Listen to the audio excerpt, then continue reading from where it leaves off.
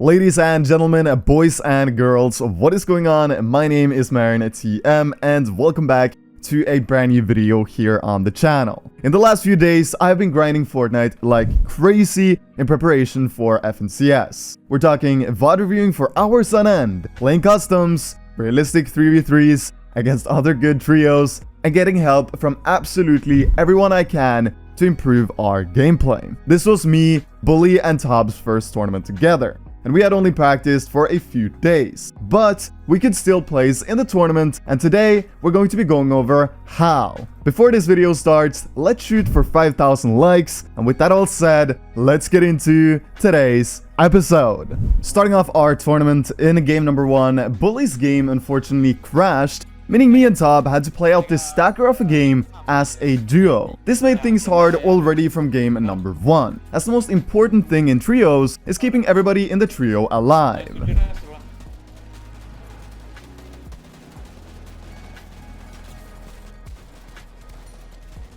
shit, bro. Så jävligt nice. Neste går vest. Nice. Nice! In game number 2, we got contested by a ton of teams off spawn. And I've been saying this for ages, but gas cans is a must when playing and winning off spawn fights. For some odd reason, we didn't use gas cans in game number 2, and that made our off spawn fights 10 times harder. In game number 2, we went down because we didn't play together at all. And when we had a 3v2 situation in our favor, we didn't stay alive and play together.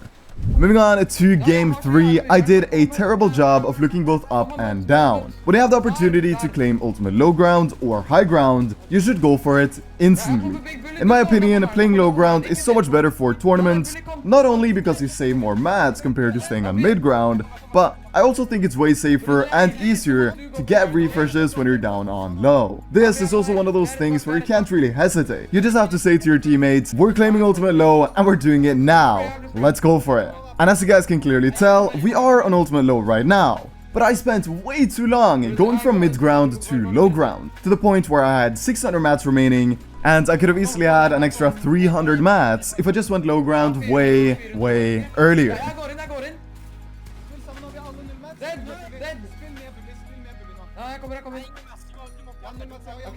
Okay, ærlig. Prøv å få ut item, vi må spread ut. Choppa. Hvor er de connecta? Nice, Billy. Let's fucking go. Over meg. Det er 2-1. Nice, good shit, bro. Good shit. In game number 4, we got completely scuffed. This was a result of overcomplicated rotates made by me. What I've learned is that in stacked lobbies on a lot of points, white lining, or in other words just going straight into the zone, is often free, because a lot of people play dead side. Because we tried to play dead side, we met so many teams and lost all of our shields and mats because of it. So keep your rotation simple, everybody knows what dead side is anyways.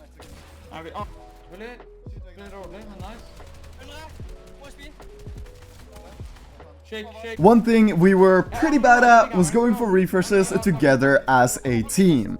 We didn't play together in the moving zones at all, and everybody pretty much played solo. This resulted in us never getting enough refreshes, and when we got that one kill, it was only siphon mats. Boys, when you're playing trios, the best refreshes are not in the back edge of the zone, but rather the front edge. So, if you can double harpoon someone into your box, or triple spray someone, those people in the front of the zone will nearly always have more mats than the people on the back edge of the zone. That's something to keep in mind going into this week's FNCS.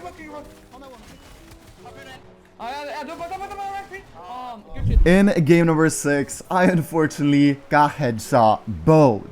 And that's all because of our rotate. Not only did we rotate a little bit too late, but we also rotated down in Coral Castle, when we should have probably went over the edges of Coral to get awareness over the opponents and the situation. Going down into Coral limits your awareness a lot and is a pretty risky play. In Game 7, I got super impatient and went for arguably the worst play ever. When fighting off-spawn, communication is everything. Communicate with your teammates and let them know, hey, I'm doing a play right now, back me up. This will make the chance of you succeeding in your play twice as high. I didn't do that in Game 7 and ended up dying in the most embarrassing way possible. With 23 minutes remaining of the tournament, when queuing in Game 8, we tried getting as many placement points and safe eliminations as possible. 108. Han har free. Nice. Good shit. Han der, faen.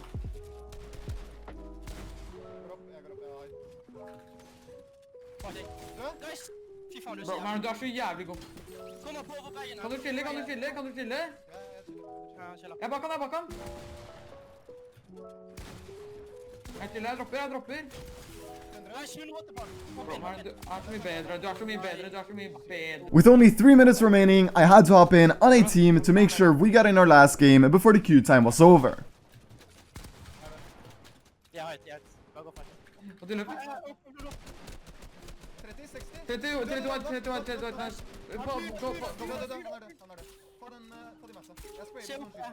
In our final game, we fully and confidently went for high ground. I'm talking, we invested all of our mats into taking it in the half-and-half zone. This is something you can do with a lot of experience on height, but it is unarguably a massive risk for a potential of a high reward. You know how I talked about experienced high ground players?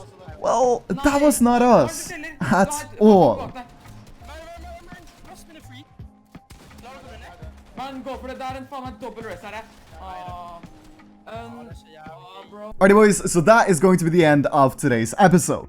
I really hope you learned something from this video, maybe that being not skybasing in your last game of the Trio Cash Cup, or understanding how important communicating actually is, and how it can win you both fights and games. Or something totally different. Maybe you learned how to destroy the like button for the YouTube algorithm. Anyways, I really hope you guys are enjoying the daily uploads as much as I do. I read every single comment and it honestly just motivates me to keep on grinding, both as a competitive player and as a content creator. If you have any ideas in mind you want to see me make in the near future, comment down below. It's honestly super appreciated. With that all said, my name is M1K3 Editz. Stay safe and take care.